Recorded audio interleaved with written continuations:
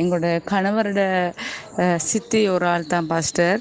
அவங்களுக்கு கேன்சர் வியாதி இருந்திருக்கு. அவங்களுக்கு ஹாஸ்பிட்டல் போகக்கூட டாக்டர் சொல்லியிருக்காங்க, கேன்சர் இருக்குது மார்பு பக்கத்தில், அதை ஆப்ரேஷன் பண்ணணும் அப்படி சொல்லியிருக்கிறாங்க. அப்போ அன்னைக்கு பாஸ்டர் யூடியூப்பில் ஆன்லைனில் வந்திருந்தார். அப்போ சித்திக்காக நாங்கள் அவங்களோட பேர் சாந்தி, அவங்களுக்காக நாங்கள் இப்போ கமெண்ட் பாக்ஸில் போட்டிருந்தோம். பாஸ்டர் உண்மைக்கு பெரிய அற்புதமாக வல்லமையாக ஜெபிச்சார். பெரிய ஒரு அற்புதமான அந்த ஜெபம், சின்ன ஜெபமாக இருந்தாலும் அது பெரிய ஒரு ஜெபமாக எனக்கு இருந்தது. உண்மைக்கு அந்த ஜெபத்தை ஆண்டவர் கேட்டு என்னுடைய கணவரோட சித்திக்கு பூர்ண சுகத்தை கொடுத்துருக்குறாங்க. திருப்பி அவங்க ஹாஸ்பிட்டல் போக்குள்ள டாக்டர் கேட்டிருக்காங்க, ஏன் நீங்கள் வந்தீங்கன்னு கேட்டிருக்காங்க. இவங்க சொல்லியிருக்காங்க, என்ன மார்பில் புற்றுநோய் கேன்சர் இருக்குன்னு சொல்லியிருக்கிறாங்க. டாக்டர் சொன்னாங்களா, யார் அப்படி சொன்னது உங்களுக்கு? அவ்வளோ தூரத்துக்கு ஒரு பாதிப்பும் இல்லாமல் நீங்கள் பயப்பட தேவையில்லை, நீங்கள் வீட்டுக்கு போகலாம், நீங்கள் 3 மாதம் தொடர்ந்து மருந்து குடிச்சு உங்களுக்கு பூர்ண சுகம் கிடைச்சிரும், நீங்கள் இதை போட்டு குழப்ப வேணும், நீங்கள் வீட்டுக்கு போகணும்னு சொல்லியிருக்கிறாங்க. உண்மைக்கு ஆண்டவருக்கு பெரிய ஒரு காரியம், பெரிய ஒரு மகிமை, நன்றி செலுத்துகிறேன். ஆன்லைன் மூலமாக இந்த ஜெபத்தை கேட்டு விடுதலை கொடுத்துருக்காங்க சித்திக்கு. உண்மைக்கும் ஆண்டவருக்கு நான் நன்றி செலுத்துகிறேன் பாஸ்டர். ரொம்ப நன்றி பாஸ்டர். பேசுகிறோம் பாஸ்டர். கிறிஸ்துவுக்குள் பிரியமானவர்களே, ஆண்டவராகிய இயேசு கிறிஸ்துவின் நாமத்தில் நான் உங்களை வாழ்த்துகிறேன். பரிசுத்த ஆவியானவர் இந்த காலை வேளையிலும் நமக்கு தந்த வேத வார்த்தையானது 1 பேதுரு 5:6 ஆகையால் ஏற்ற காலத்திலே தேவன் உங்களை உயர்த்தும்படிக்கு அவருடைய பலத்த கைக்குள் அடங்கியிருங்கள். கிறிஸ்துவுக்குள் பிரியமானவர்களே, ஐஸ்வர்யமும் கனமும் உம்மாலே வருகிறது. தேவரீர் எல்லாவற்றையும் ஆளுகிறவர். உம்முடைய கரத்திலே சத்துவமும் வல்லமையும் உண்டு. எவரையும் மேன்மைப்படுத்தவும் பலப்படுத்தவும் உம்முடைய கரத்தினால் ஆகும் என்று 1 நாளாகமும் 29:12 வாசிக்கிறோம். பிரியமானவர்களே, நம்முடைய தேவனுடைய கரம் நம்மை உயர்த்தும் கரமாக இருக்கிறது. நீ கர்த்தருடைய கையில் அலங்காரமான கிரீடமும் உன் தேவனுடைய கரத்தில் ராஜ முடியுமா இருப்பா என்று ஏசாயா சொல்லுகிறார். தேவனின் கரம் யோசேப்பை பார்வோன் யோசேப்பை நோக்கி, தேவன் இவை எல்லாவற்றையும் உனக்கு வெளிப்படுத்தியிருக்கிறபடியால் உன்னை போல விவேகமும் ஞானமும் உள்ளவன் வேறொருவன் இல்லை. நீ என் அரண்மனைக்கு அதிகாரியாயிருப்பாய். உன் வாக்கின்படியே என் ஜனங்கள் எல்லோரும் அடங்கி நடக்க கடவர்கள். சிங்காசனத்தில் மாத்திரம் உன்னிலும் நான் பெரியவனாய் இருப்பேன் என்றான். பிரியமானவர்களே, பின்னும் பார்வன் சொல்லுகிறான் யோசேப்பை பார்த்து, பார், எகிப்து தேசம் முழுமைக்கும் உன்னை அதிகாரியாக்கினேன் என்று சொல்லி பார்வோன் தன் கையில் போட்டிருந்த தன் முத்திரை மோதிரத்தை கழற்றி அதை யோசேப்பின் கையிலே போட்டு மெல்லிய வஸ்திரங்களை அவனுக்கு உடுத்தி பொன் சரப்பணியை அவன் கழுத்திலே தரித்து தன்னுடைய 2ஆம் ரதத்தின் மேல் அவனை ஏற்றிக்கொண்டு தெண்டனிட்டு பணியுங்கள் என்று அவனுக்கு முன்பாக கூறுவித்து எகிப்து தேசம் முழுமைக்கும் அவனை அதிகாரியாக்கினான் என்று பார்க்கிறோம். பிரியமானவர்களே, அதே போல் தானியேலும் பாபிலோன் தேசத்தில் உயர்த்தப்பட்டான். அப்பொழுது ராஜாவாகிய நேபுகாத்நேச்சார் முகங்கொப்புற விழுந்து தானியேலை வணங்கி அவனுக்கு காணிக்கை செலுத்தவும் தூபம் காட்டவும் கட்டளையிட்டார். ராஜா தானியேலை நோக்கி, நீ இந்த மறைபொருளை வெளிப்படுத்தினபடியினால் மெய்யாய் உங்கள் தேவனே தேவர்களுக்கும் தேவன், ராஜாக்களுக்கும் ஆண்டவரும் மறைபொருள்களை வெளிப்படுத்துகிறோமாயிருக்கிறார் என்றார். பின்பு ராஜா தானியேலை பெரியவனாக்கி அவனுக்கு அநேகம் சிறந்த வெகுமதிகளை கொடுத்து அவனை பாபிலோன் மாகாணம் முழுவதுக்கும் அதிபதியாகவும் பாபிலோனில் உள்ள சகல ஜனங்களின் மேலும் பிரதான அதிகாரியாகவும் நியமித்தானாம். பின்பு ராஜா சாத்ராக், மேஷக், அபேத்நேகோ என்பவர்களை பாபிலோன் தேசத்திலே உயர்த்தினான் என்று வாசிக்கிறோம். அப்பொழுது பெல்ஷாத்சார் தானியேலுக்கு இரத்தாம்பரத்தையும் அவனுடைய கழுத்தில் பொற்சரப்பணியையும் தரிப்பிக்கவும் ராஜ்யத்திலே அவன் 3ஆம் அதிகாரியாய் இருப்பான் என்று அவனை குறித்து பறைமுறையிடவும் கட்டளையிட்டான். இப்படி இருக்கையில் தானியேல் பிரதானிகளுக்கும் தேசாதிபதிகளுக்கும் மேற்பட்டவனாயிருந்தான். தானியேலுக்குள் விசேஷித்த ஆவி இருந்தமையால் அவனை ராஜ்யம் முழுமைக்கும் அதிகாரியாக ஏற்படுத்த ராஜா நினைத்தார். தரியுவின் ராஜ்யபார காலத்தில் பெர்சியனாகிய கோரேசுடைய ராஜ்யபார காலத்திலும் தானியேலின் காரியம் ஜெயமாயிருந்தது என்று வேதம் சொல்லுகிறது.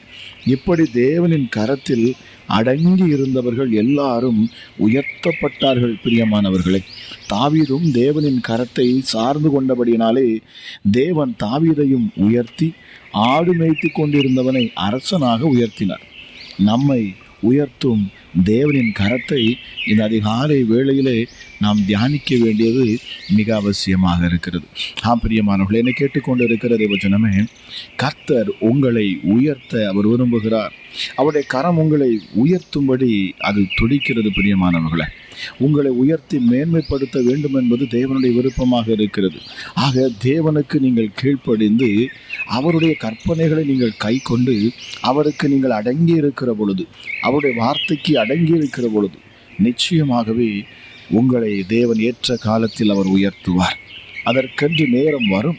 உங்கள் வாழ்க்கையில் நிச்சயமாகவே உங்களை உயர்த்தும் ஒரு நேரம் உண்டு என்பதை நீங்கள் புரிந்து கொள்ள வேண்டும்.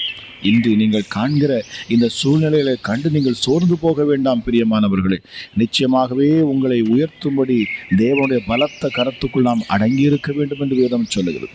அவருடைய கரம் நம்மை உயர்த்தும் கரமாக இந்த காலை வேளையில் தேவன் நம்மோடு கூட பேசிக் கொண்டிருக்கிறார். பிரியமானவர்களே, உங்களை தேவன் உயர்த்த அவர் சித்தம் கொள்ளுகிறவர். உங்களை மேன்மைப்படுத்த அவர் விருப்பம் கொள்ளுகிறவரா?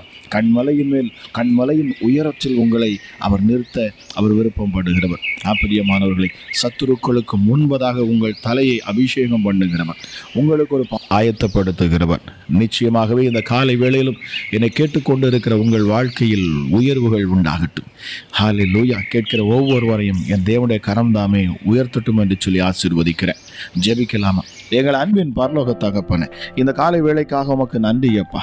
கிருபையும் இரக்கமும் மனதுருக்கமும் உள்ளவரே, மகா பெரிய தெய்வமே, எங்கள் சர்வ சிருஷ்டியே, சகலத்தையும் உண்டாக்கினவர் உருவாக்கினவர் அப்பா.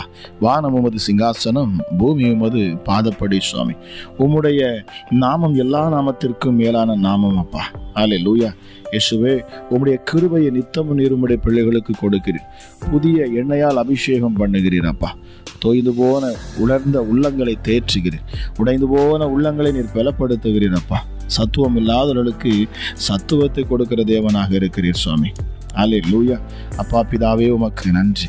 தாவீது சொல்லுகிறான், கர்த்தர் என் கண்மலை, என் கோட்டை, என் இரட்சகர், என் தேவன், நான் நம்பி இருக்கிற என் துருகம் அவரே, என் கேடகமும் என் இரட்சணிய கொம்பும் என் உயர்ந்த அடைக்கலமுமாக இருக்கிறார். துதிக்கி அவர் ஒருவரே பாத்திரர். கர்த்தரை நோக்கி நான் கூப்பிடுவேன், அதனால் என் சத்துருக்களுக்கு நீங்களாக்கி நான் ரட்சிக்கப்படுவேன்.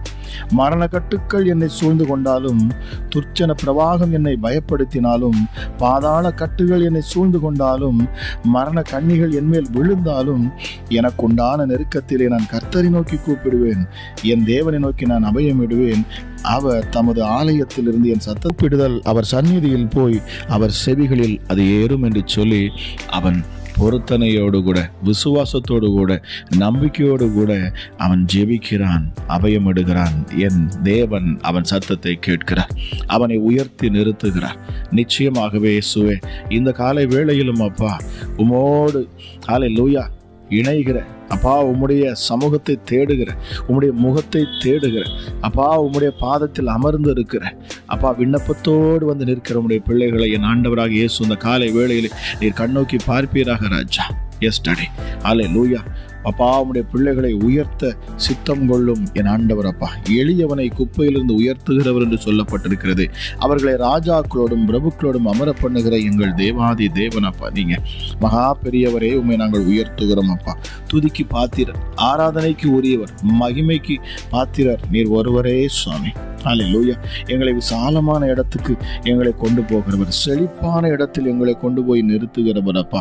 ஹல்லேலூயா. சிறுமைப்பட்ட ஜனத்தை நீர் ரட்சிக்கிறவர்.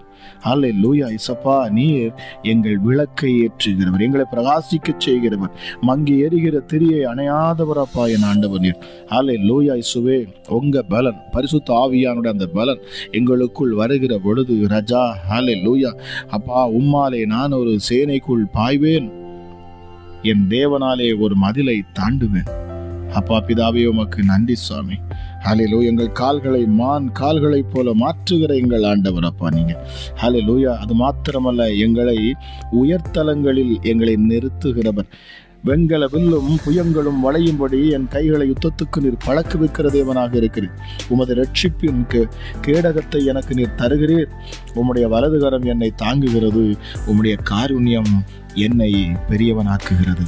இயேசுவே, உமக்கு நன்றி அப்பா. என் கால்கள் வலுவாதபடிக்கு நான் நடக்கிற வழியை அகலமாக்குகிற ஒரு தேவன் அப்பா. நீங்க உம்முடைய நாமத்தை நான் பிரஸ்தாபப்படுத்துகிற இந்த நேரத்தில் ராஜா, உம்முடைய ரட்சிப்பின் கரம் அமரட்டும் சாமி. ஹல்லேலூயா.